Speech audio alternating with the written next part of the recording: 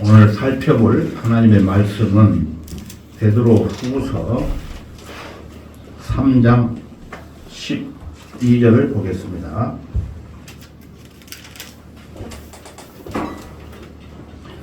12절부터 14절까지 제가 읽겠습니다. 앞에 화면에도 띄우고 있습니다.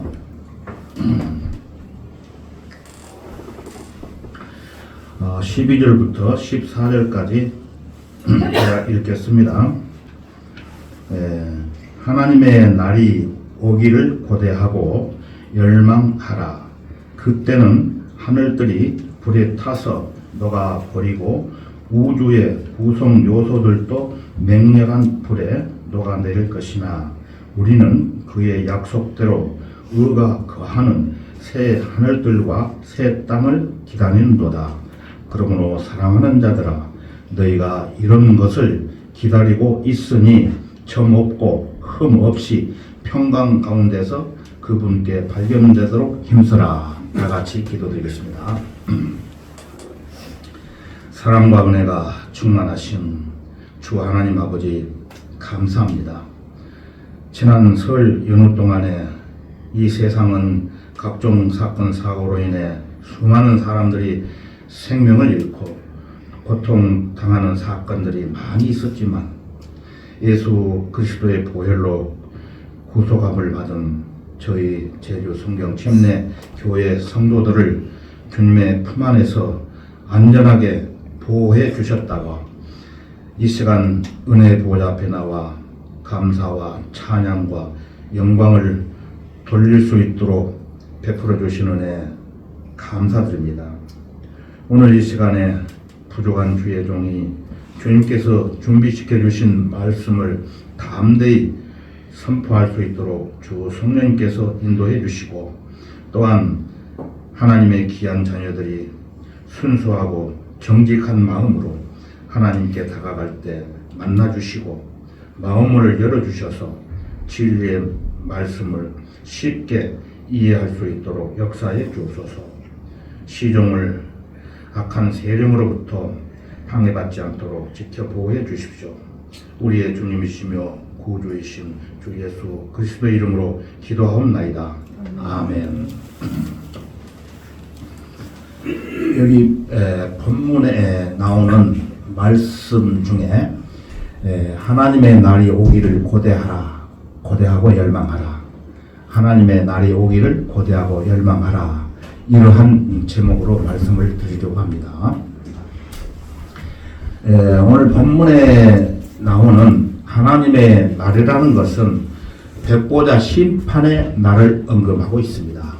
이 백보자 심판은 언제 오느냐면은 우리가 휴고된 이후에 이 세상에서는 7년 대환란이 일어납니다. 그 다음에 천년 왕국이 오게 되는데, 그 천년 왕국, 천년 동안 살고 난 이후에 끝날 무렵에 하늘에서 백보자 심판이 있다는 것입니다. 그래서 그때는 하늘들이 불에 타서 녹아버리고 우주의 구성 요소들도 맹렬한 불에 녹아내린다고 말씀을 하고 있습니다. 여러분, 이런 날이 오게 되면은 구원받지 못한 죄인들에게는 하나님의 날이 아주 무서운 날이기에 그 날이 오기를 고대하고 열망하기는커녕 상상조차 하기 싫겠지만, 그러나 구원받고 거듭난 그리스도인들에게는 무엇보다도 하나님의 날이 오게 되면 어떻게 됩니까? 기쁜 날이 될 것입니다. 구원받지 못한 죄인들은 하나님의 날을 기다릴 권리도 없으려니와 고대하고 있을 면목도 없겠지요. 그러나 그 구원받지 못한 그들은 복음에 불순종한 죄로 벌레도 죽지 않는 지옥에 갇혀 있다가 백보자 심판에서 심판과 멸망의 날만을 기다리고 있을 의무밖에 없다는 것입니다. 하지만 구원받은 그리스도인들은 백보자 심판석에서 그들의 심판에 참여하게 되는데, 구원받지 않는 사람들이 심판을 받게 되는데 거기에 구원받은 사람이 참여하게 된다는 것입니다. 이때의 광경이 다니엘 7장에 묘사되어 있습니다. 우리 다 같이 구약 성경 다니엘 7장 9절로 가보겠습니다.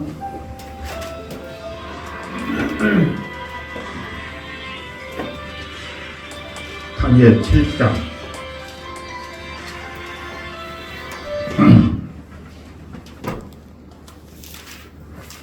7장 9절입니다. 앞에도 띄우겠습니다. 미리 못 찾으신 분들은 앞에 보셔도 됩니다.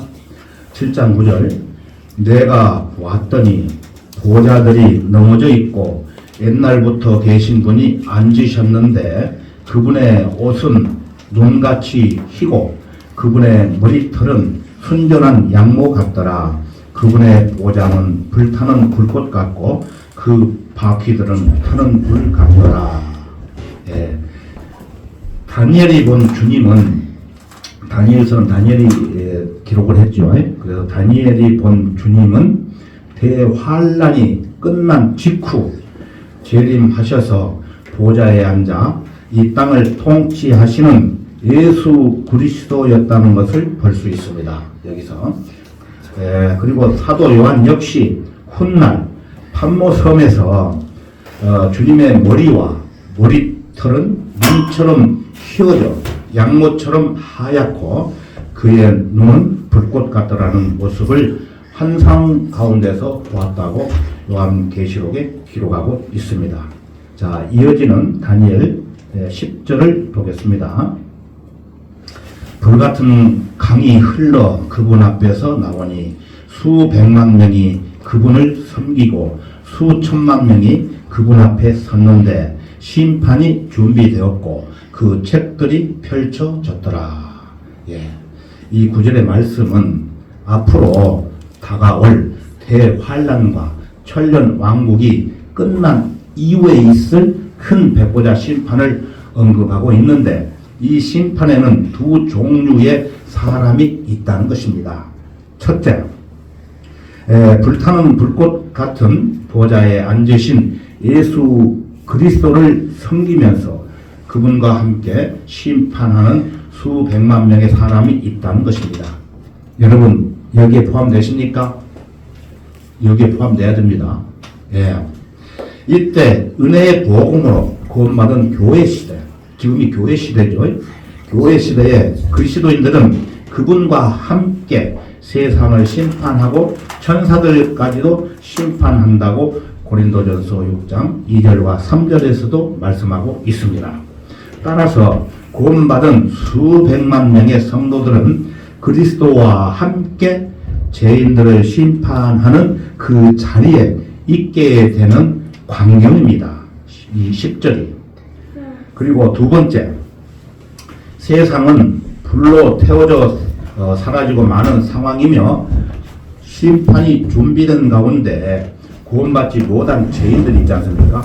그 죄인들 수천만 명이 그분 앞에 서 있으며 이윽고 심판의 책들이 펼쳐 있다고 여기에서 기록하고 있습니다. 그 책들 속에는 자기들의 행위에 따라 이미 확정되어 있는 판결문에 의해 심판을 선고받는 장면이기 때문에 다니엘이 여기서 본 주님은 재림하신 예수 그리스도가 아니라 백보자 심판석에서 앉아 계신 그분이라는 것입니다. 자, 우리 다 같이 요한계시록 20장 12절로 가보겠습니다. 요한계시록 20장 12절입니다.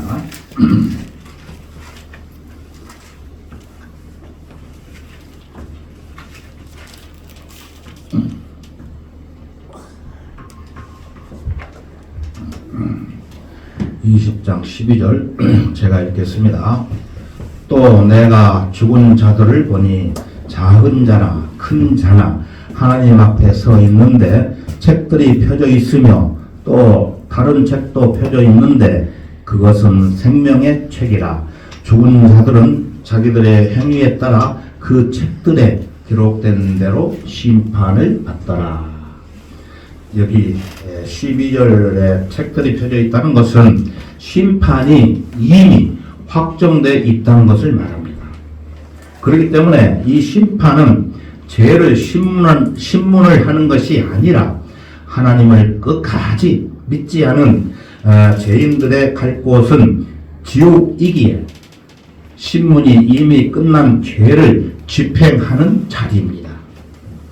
이 백보자 심판석은 그 죄인들이 지옥 가는 확정 판결에 따라서 영원한 지옥으로 들어가도록 안내하는 장소일 뿐입니다. 하지만 구원받은 그리스도인들은 백보자 심판석에서 구원받지 못한 죄인들 또는 마귀와 거짓 교사들을 지옥으로 보내는 일에 주님 곁에 서서 보는 것입니다. 우리가 그 광경을 본다는 것입니다.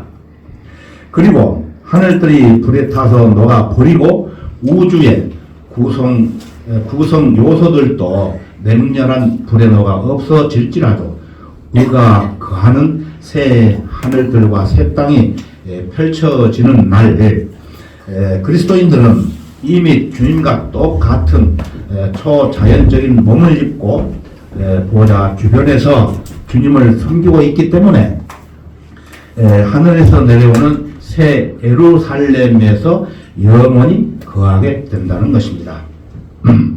자, 본문 말씀 베드로후서 3장 13절로 다시 가겠습니다. 베드로후서 3장 13절을 다시 보겠습니다. 우리는 그의 약속대로 의가 거하는 새 하늘과 새 땅을 기다리는도다. 이러한 하나님의 약속을 믿는 그리스도인들은 영원한 새 하늘과 새 땅을 기다리고 있다는 것입니다. 성경은 새 하늘들과 새 땅이 펼쳐짐과 함께 거룩한 도성 새 예루살렘이 하나님께로부터 하늘에서 내려온다고 요한계시록 21장에서 말씀하십니다. 자, 그러면은 우리 또 요한계시록 21장으로 가보겠습니다. 요한계시록 21장 1절에서 2절을 보겠습니다. 여러분들이 성경을 많이 보고 많이 찾아야 제가 이 얘기하면은 바로바로 찾을 수 있어요. 그래서 평소에 성경을 많이 찾고 많이 읽으시기 바랍니다. 요한계시록 21장 1절에서 2절을 보겠습니다. 또 내가 새 하늘과 새 땅을 보니 처음 하늘과 처음 땅은 사라지고 바다도 더 이상 있지 아니하더라. 나 요한은 거룩한 도성 새 예루살렘이 하나님께로부터 하늘에서 내려오는 것을 보았는데 마치 신부가 자기 남편을 위하여 단장한 것 같이 예비되었더라. 이렇게 말씀하십니다. 사실상 그리스도의 몸이요 신부인 교회가 영원 시대에 살게 될 곳은 어디죠? 새 예루살렘입니다. 이 새 예루살렘은 지금 지상에 있는 새 예루살렘과 전혀 달라요. 예루살렘이 지상에 어디가 있죠? 이스라엘에 있지 않습니까? 예루살렘 성전. 그래서 지상의 예루살렘과는 전혀 다른 새 예루살렘이 하늘에서 내려오게 되는 것입니다. 새 예루살렘은 장차 하나님께로부터 하늘에서 내려오게 된다는 것입니다. 그래서 갈라디아서 4장 26절을 보시면은 위에 있는 예루살렘은 자유로우니 우리 모두의 어머니라 라고 말씀하고 계십니다. 우리 그리스도인들의 시민권은 어디에 있습니까? 지상에 있습니까? 하늘에 있습니까? 하늘에 있다고 말씀을 하고 있습니다. 그래서 성경이 말씀하는 까닭이 여기에 있는 겁니다. 지금의 이 지구는 그리스도인들에게 있어서 모국이 아닌 타국이에요. 타국. 이 지구에서 나그네인지라 자유롭지 못한다는 거예요. 타국이기 때문에 그리스도인들은 하늘나라가 모국이고 그곳의 시민이기 때문에 하늘나라에서는 자유로울 수가 있다는 것입니다. 그것이 하나님께로부터 하늘에서 내려오는 것이기 때문에 새 예루살렘은 유대인들이 사는 곳이 아니에요. 예수 그리스도의 신부인 교회를 위해 예비되어 있는 영원 시대, 거기에서 우리가 그리스도인들이 산다는 것입니다. 교회라는 것은 누구든지 은혜의 복음으로 구원받은 성도들을 말하는 것이며, 어린 양이신 예수 그리스도를 신랑으로 맡기 위해 준비된 무엇입니까? 신부라는 것입니다. 그래서 새 예루살렘은 백보자 심판이 끝난 후에 이 신부를 위해 예비된 영원한 처소이기 때문에 빌립보서 3장 20절을 보시면은 우리의 시민권은 하늘에 있으므로 우리가 그곳으로부터 오실 구주이신 주 예수 그리스도를 기다리고 있으니 라고 말씀합니다. 은혜의 복음으로 구원받은 우리는 지금 그곳으로부터 오실 우리의 구주이신 주 예수 그리스도를 기다리고 있다는 것입니다. 그리고 영원 시대에 유대인을 위해 예비된 처소는 어디라고 생각하십니까? 공부 많이 했죠? 하늘이 아니라 새 땅입니다. 이 땅. 유대인들은 성경에서 항상 땅이 약속되어 있는 민족입니다. 그렇기 때문에 유대인들은 성부 하나님의 아내로 성경에서 묘사되고 있습니다. 이에 반하여 새 하늘은 이방인들을 위한 영원 시대의 처소가 되는 거예요. 우리하고 다르죠. 그리스도인들은 하늘이고 유대인들은 이 땅이라는 거예요. 그리고 이 이방인들은 물론 대환란 시대와 천년 왕국 시대에서 우리들과는 다른 방식으로 구원받은 사람들입니다. 즉 대환란 때는 믿음과 행위가 있어야 되고 천년 왕국 때는 행위가 있어야 구원을 받을 수가 있다는 것입니다. 다시 말씀드리면 교회와 유대인과 이방인들 이 세 부류는 영원 시대에서도 마찬가지로 존재를 하되 거치 않은 장소와 하나님을 섬기는 장소가 이렇게 각각 다르다는 것입니다. 모든 그리스도인들은 주 예수 그리스도를 믿고 그분의 다시 오심을 믿으며 영원한 유업의 소망을 기다리고 있는 사람들입니다.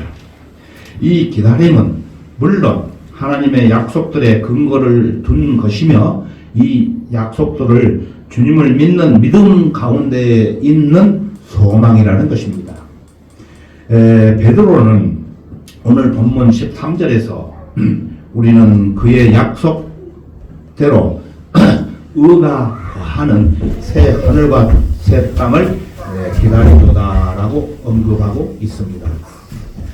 이 약속은 이사야 65장과 66장에서 서술되고 있는 약속들 말을 하고 있다는 것입니다. 그래서 의가 거하는 새 하늘들과 새 땅이 창조되기 전 주님께서는 먼저 불과 칼로 의롭지 않는 자들을 모두 징책하고 살육하고 불못에 던져 버리신다는 것입니다. 지금 이 시대에 예수 그리스도를 믿지 않고 그분을 신뢰하지 않는 사람들을 모두 말끔히 청소해 버리신다는 것입니다. 다시 말씀드리면은 대환란과 천년 왕국이 끝나게 되면은 대환란에서 구원받은 자들과 천년 왕국 시대에서 구원받은 자들 중에서 이방인들은 새 땅이 아닌 새 하늘에서 영원히 살게 되고 유대인들은 반대로 새 하늘이 아닌 새 땅에서 영원히 살게 되는 것이며 신약시대 즉 우리 우리가 은혜 시대 때 은혜의 복음으로 구원을 받았지 않습니까? 그래서 우리 그리스도인들은 그리스도와 함께 하늘에서 내려오는 새 예루살렘으로 들어가서 영원히 살게 된다는 것입니다. 그 새 예루살렘은 지금 우리가 살고 있는 집하고 다르지요. 금은 보화로 지어진 새 예루살렘에서 우리는 사는 것입니다. 이런 사실에 대해 여러분은 꼭 기억해 두십시오.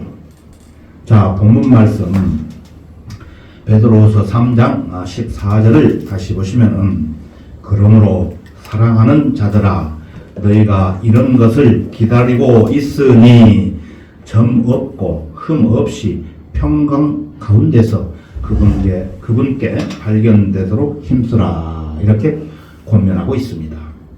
너희가 이런 것을 기다리고 있으니 그리스도인들은 이런 것을 아주 간절히 기다리고 있다는 것입니다. 무엇을 기다리고 있습니까? 새 예루살렘. 우리는 무엇보다도 먼저 우리의 신랑이신 어린 양 예수 그리스도의 오심을 고대하며 기다리고 있는 것은 오로지 우리는 그분의 신부이기 때문입니다. 신부는 남편을 기다리는 것이죠. 그래서 교회는 신부라는 것입니다. 신랑을 기다리는 신부가 점 없고 흠 없이 평강 가운데서 기다리고 있어야 한다는 것은 두말할 나이도 없겠지요. 어느 날 갑자기 신랑이 찾아올 때 신부가 온갖 약점으로 뒤덮인 흠투성이로 그분께 발견된다면 그 얼마나 부끄러운 일이 되겠습니까? 여러분 생각해 보십시오. 이쁘게 보여야 되겠죠. 인간적인 면에서. 그러나 인간은 그 누구도 자기가 점 없고 흠 없이 평강 가운데서 그분께 발견될 수 있다고 자신할 수가 없고 영적으로 말씀을 드리는 겁니다. 그 누구도 자신의 힘으로 점 없고 흠 없이 될 수 있다고 감히 말할 수 없다는 거예요.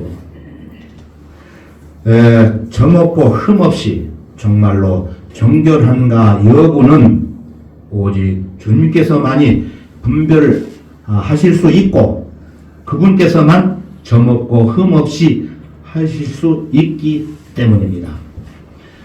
주님께서는 지극히 거룩하시고 그 완강이 말할 수 없이 밝을 뿐 아니라 그분의 임재 자체가 눈부신 광채여서 그분의 면전에서는 그 어떤 것도 은밀히 숨겨질 수가 없고 그 어떤 것도 발견되지 않은 채 그냥 넘어질 수가 없다는 것입니다. 넘어갈 수가 없다는 것입니다. 그분의 면전에서는 하늘들과 땅도 사라져 없어지는 엄청난 위력의 광채가 불타고 있는지라 그 어떤 죄인도 마음속에 숨겨진 채 붙어 있을 수가 없다는 것입니다. 사도 요한은 백보자에서 앉으신 그분의 면전에서 하늘들과 땅이 사라져 없어지는 광경을 영 안에서 목도했던 사람입니다. 전도서 12장 13절에서 14절을 보시면은 전체 일의 결론을 들을지니 하나님을 두려워하고 그의 계명들을 지키라. 이것이 사람의 모든 의문이 이는 하나님께서 선이든 악이든 모든 행위와 모든 은밀한 것들을 심판하실 것임이라. 그리고 잠언 20장 8절과 9절에서는 심판의 보좌에 앉은 왕은 그의 눈으로 모든 악을 흩어버리느니라.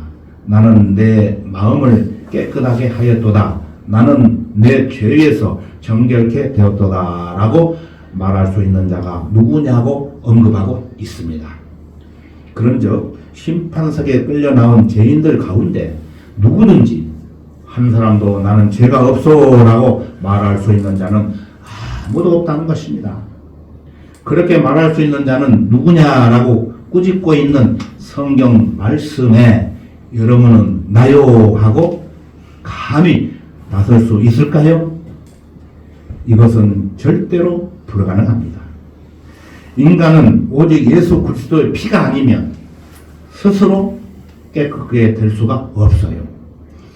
그리스도의 피로 죄를 깨끗게 하지 않으면 그 누구도 다른 방법으로 구원받을 수가 없다는 것입니다. 구원받은 그리스도인들도 죄를 지을 때마다 그때마다 죄를 자백하고 그리스도의 보혈로 씻어야지 자기 힘으로는 깨끗하게 할 수가 없다는 거예요. 그리스도의 핏부림 없이 나는 내 마음을 깨끗하게 하였도다. 나는 내 죄에서 정결케 되었도다. 라고 말할 수 있는 인간은 이 세상에서도 아무도 없다는 것입니다. 자, 베드로후서 3장 14절을 다시 보시면은 그러므로 사랑하는 자들아 너희가 이런 것을 기다리고 있으니 점 없고 흠 없이 평강 가운데서 그분께 발견되도록 힘쓰라. 점 없고 흠 없이 평강 가운데서 그분께 발견되도록 힘쓰라는 권고도 여러분 스스로가 노력하여 깨끗해지라는 게 아니라 죄를 자백하고 갈보리 십자가에서 흘려놓으신 그리스도의 보혈로 깨끗게 되라는 공고의 말씀이라는 것입니다. 하나님 앞에서 그 누구도 자기 스스로 깨끗하다고 생각하는 사람은 어디에 가야 됩니까? 지옥에 가야 됩니다.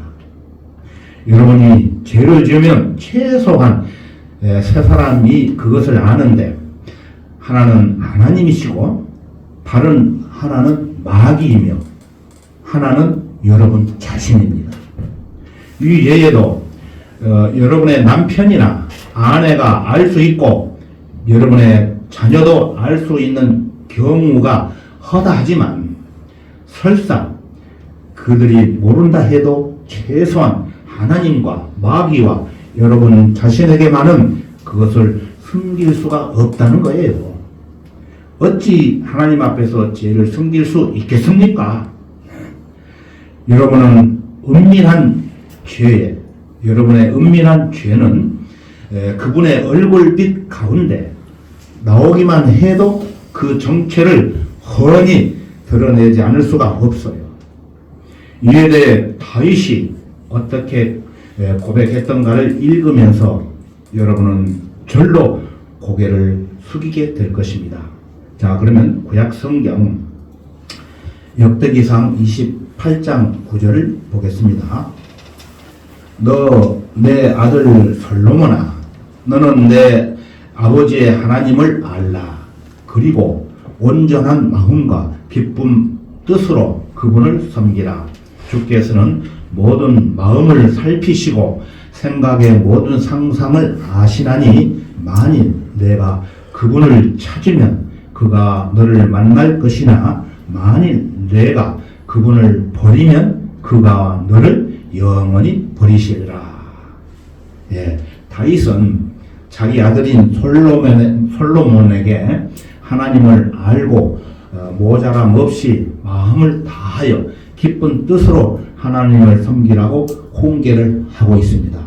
그 이유에 대해서는 첫 번째, 주님께서는 모든 마음을 살피시기 때문에 온전한 마음과 기쁜 뜻으로 주님을 섬겨야 된다는 것이며, 두 번째로는 생각의 모든 상상을 아시나니, 즉 무슨 꿍꿍이 속인지 그 생각의 동기부터 다 아시기 때문에 하나님께서는 여러분이 무슨 짓을 하고 무슨 말을 하며 무슨 생각을 하고 어떤 상상을 하더라도 그 모든 동기부터 살사시 판단하고 계신다는 것입니다. 그런즉 무슨 일이건 이것만은 하나님께서 모르시겠지 하고 생각하는 것은 완벽한 바보라는 거예요. 하나님께서 마음속을 훤히 들여다보시고 모든 것을 다 아신다는 사실을 인식할 때 여러분이 사람은 하나님께 숨기는 것 없이 정직해져서 온전한 마음과 기쁜 뜻으로 주님을 섬길 수 있게 되는 겁니다. 다윗은 이것을 솔로몬에게 가르쳐 주고 있는 것입니다. 내 아들 솔로몬아, 너는 내 아버지의 하나님을 알라. 내 부모가 자식의 마음속에 깊이 새겨줄 수 있는 교훈으로 이보다 더 숭고하고 위대한 가르침이 어디 있겠습니까? 이와 같이 고매한 훈계가 있는데도 불구하고 오늘날 많은 사람들은 자식들에게 너는 경쟁에서 이겨야 한다. 너는 잠재력을 최대한 키워야 한다. 너는 얼마든지 할 수 있어. 너는 다른 사람보다 잘 되어야 한다. 너는 부자가 되어야 한다. 이렇게 저속하게 자식을 격려하는 부모가 있다면 그것은 얼마나 유치하고 부끄러운 일이겠습니까? 하지만 이 시대의 똑똑한 현대인들이라는 사람들은 이것을 최대한 교육 이념으로 만들어 놓았습니다. 하나님을 알고 반듯하고 기쁜 마음으로 그분을 섬기라고 자식들을 가르치는 부모들은 하나씩 둘씩 사라져 버렸다는 것이에요. 하나님께서는 모든 마음을 살피시고 생각을 다 아시기에 정직하게 하나님께 나아가 그분께 구하고 그분을 버리지 말라고 가르치는 부모를 찾아보기 힘들다는 것입니다. 그래서 요즘 아이들은 하나님을 두려워하지 않아요. 하나님께서는 너에 관하여 모든 것을 다 아시기 때문에 무엇 하나 하나님께 숨기려고 한다면 이보다 더 어리석은 생각은 없다고 가르치는 어른들은 가정에도 없고 학교에도 찾아올 수가 없고 심지어는 교회에서도 찾아볼 수 없다는 실정이 그렇게 되고 말았습니다. 자, 갈라디아서 6장 7절을 보시면 속지 말라. 하나님은 우롱당하지 아니하시느니라. 이는 사람이 무엇을 심든지 그대로 거둘 것이기 때문이라. 속지 말라는 말은 명령이지 단순한 권면이나 제한이 아니에요. 여러분은 육신에 심는 것과 성령에 심는 것에 따른 결과를 놓고 스스로에게 농담을 하거나 하나님을 우롱해서는 안 된다는 것입니다.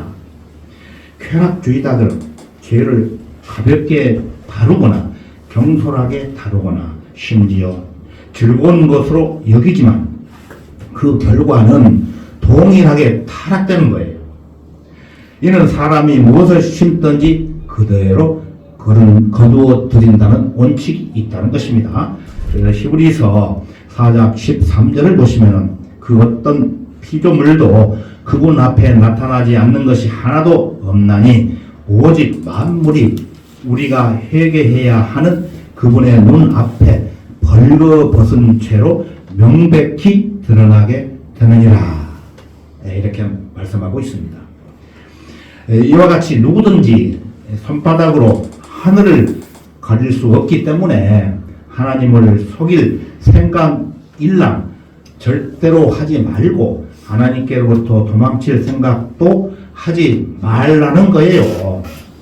그래서 시편 139편 8절을 보시면은 내가 하늘로 올라갈지라도 주께서는 거기 계시며 내가 지옥에 잠자리를 마련한다 하여도 보소서 주께서는 거기 계시나이다.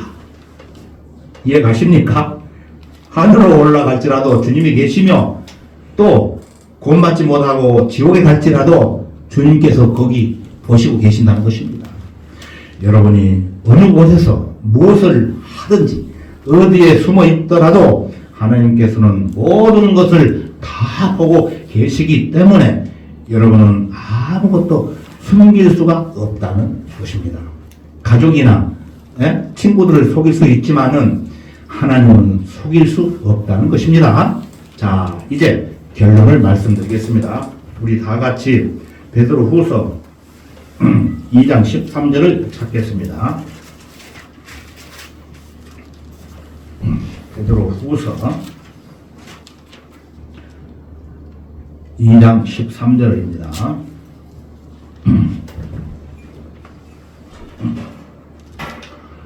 2장 13절 앞에도 띄웠습니다. 제가 읽겠습니다. 그들은 불의의 대가를 받게 되리니 대낮에 흥청거리는 것을 낙으로 여기며 너희와 더불어 잔치를 즐기는 동안에도 자신들의 속임수로 방탕하니 그들은 정과 흠이요. 같이 한번 읽어보겠습니다. 2장 13절 같이 읽겠습니다. 그들은 불의의 대가를 받게 되리니 대낮에 흥청거리는 것을 낙으로 여기며 너희와 더불어 잔치를 즐기는 동안에도 자신들의 속임수로 방탕하니 그들은 점과 흠이요. 점과 흠이 있다는 것입니다. 그들의 불의의 대가를 받게 되리니 맨 위에 이렇게 빨간 글씨로 써져 있죠. 이 말씀은 육신적 쾌락으로 밤낮을 가리지 않는 자들은 워낙 점과 흠 수성인지라 방탕이 곧 삶의 최고 가치요 인생의 목적인 양 스스로 속아 산다는 겁니다. 여러분이 만약 그런 자들과 어울리더라도 그들은 술판을 벌리고 여러분을 즐겁게 해주는 척 하지만 실은 그게 모두 자신들의 속임수로 방탕하는 것에 지나지 않는다는 것입니다. 그렇기 때문에 여러분이 그런 자들과 어울려 보았자 괜히 더러운 죄에 참여하여 그들의 죄악, 파티에 들러리나 서주는 것일 뿐 얻는 것은 아무것도 없다는 것입니다. 여러분은 쓸데없이 불의의 대가를 받게 될 자들과 놀아나 방탕함으로써 그들의 속임수에 걸려 넘어지고 만다는 것입니다. 여러분은 그런 자들과 함께 더불어 잔치를 벌이고 앉아 있을 만큼 그렇게도 할 일이 없다는 것입니까? 아니죠. 이 세상은 잠깐만 지나면 하나님의 날이 곧 오게 되는데 여러분이 큰 백보자 심판 때에 사랑하는 이들이 지옥으로 영원히 들어가는 것을 보면은 기쁘겠습니까?